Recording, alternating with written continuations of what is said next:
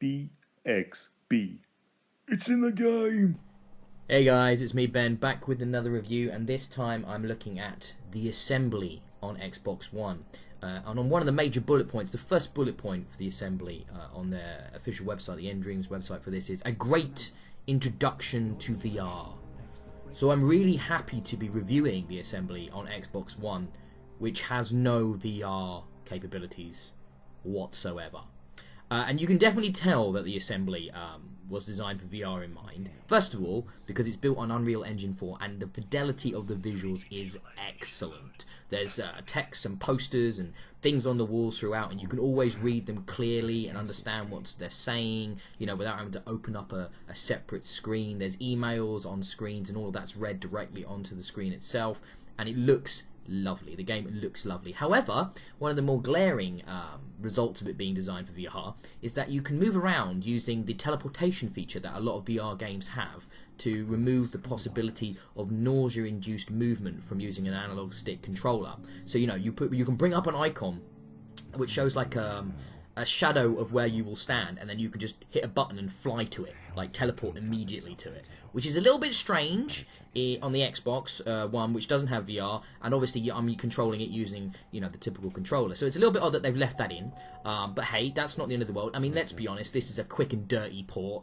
of a VR game to a non-VR system, so they've not really done anything to change the game from the interface to the, you know, the interactions to the different UI elements. It's all quite clearly built with VR in mind, but that doesn't detract from the experience. The assembly is basically a story told from two different perspectives. First of all, the assembly itself is some kind of secret, shadowy, extra governmental facility, and one of the players you play as is this woman whose backstory is really nicely fleshed out. I'm going to be careful in this review. I don't want to give any spoilers away because this is a narratively focused game. It's about 4 hours long, 4.5 hours, and once you play through it once, you're not probably going to want to do it again. So I don't want to give away any of the narrative bits. But let's say this is a secret facility, seems to be biomedical in some form or other, and one character is this woman who's a new inductee, and that results in her having to go through a series of tests to join the assembly as an organisation, and that's like half the game. The other half of the game you play as this scientist who's obviously been there for a while, and it's to do with him trying to uncover a sort of a conspiracy to use his previous research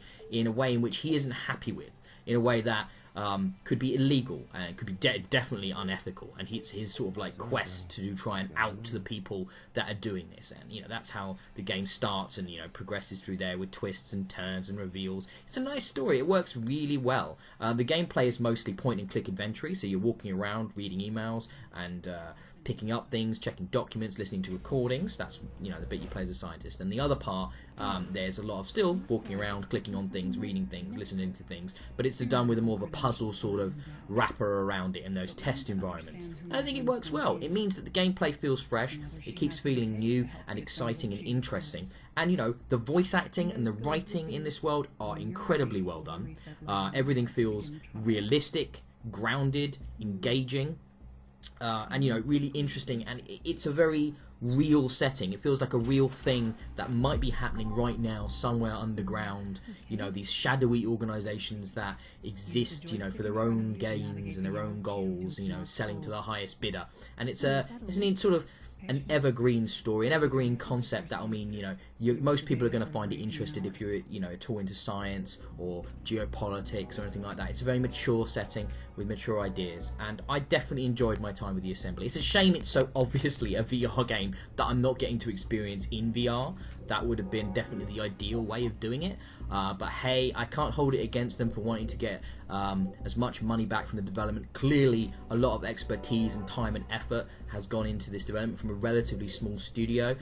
It's got a great look to it, great sound design, everything is very AAA, everything is very high budget, and it's a really polished experience. And once again, you can't fault someone for bringing a different experience into the indie scene onto a console that you might not have experienced otherwise. I'd love to give it a go on VR at some point.